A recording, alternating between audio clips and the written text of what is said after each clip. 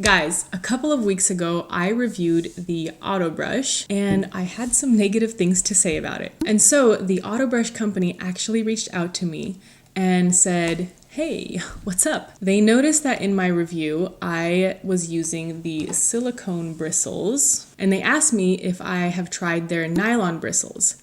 And I said, no, I have not. So they sent me out a sample of their nylon bristle tray. It's just a little more standard material for toothbrush bristles. And I gave it a try for a week. Now, when I was trying the silicone bristle mouthpiece, I couldn't even last a week. And I was actually able to last a week with this tray. So that's already a good sign. But take a look at my teeth after a week of using the nylon bristled tray for the Autobrush. So on the front here, you can see that there's just a little bit of pink starting to creep up along the gum line on one of my canines here. Not bad, but then take a look on the inside of my bottom molars. You can really see the pink starting to creep up here, as well as on the other side. Now, this is a problem because plaque starts building up along the gum line, and then over time, it actually starts to creep down into the pocket between your gum and your teeth, and eventually it can start to eat away at the bone that supports your teeth, causing bone loss and recession,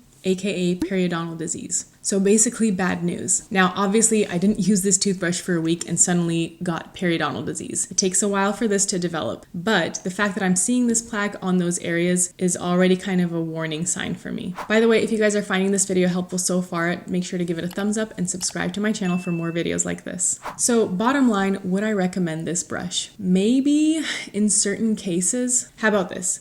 If you're looking to achieve optimal oral health, which is what this channel is all about, I would not recommend this brush. There are better tools out there to help you achieve an optimal clean for your teeth. However, if you have a specific case, like you will never brush your teeth for 2 minutes, this is helpful because you only have to brush for 30 seconds, which, by the way, if you guys need more information on all the different features and how to use it, I have all that in my other video. So I'll leave a link in the description below to my first review that I did, so you can check all that information out. But anyway, so if you're looking to be able to brush only for 30 seconds because you never brush your teeth or you hate brushing, this may be a good option for you. Or if you have a special needs person that you're taking care of, I actually had this question come up in my other video, if this brush would be a good alternative for special needs patients. And my reply in the comment when I was using the silicone mouthpiece was, honestly, I don't even recommend this for special needs because it did such a bad job of brushing my teeth. But with this nylon bristled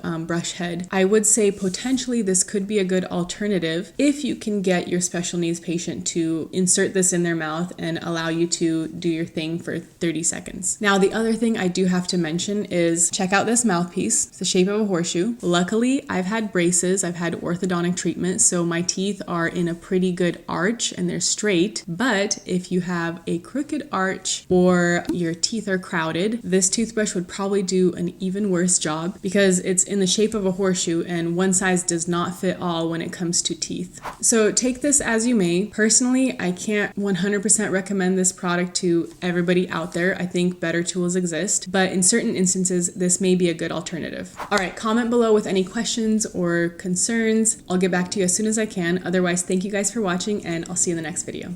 Take care of your teeth.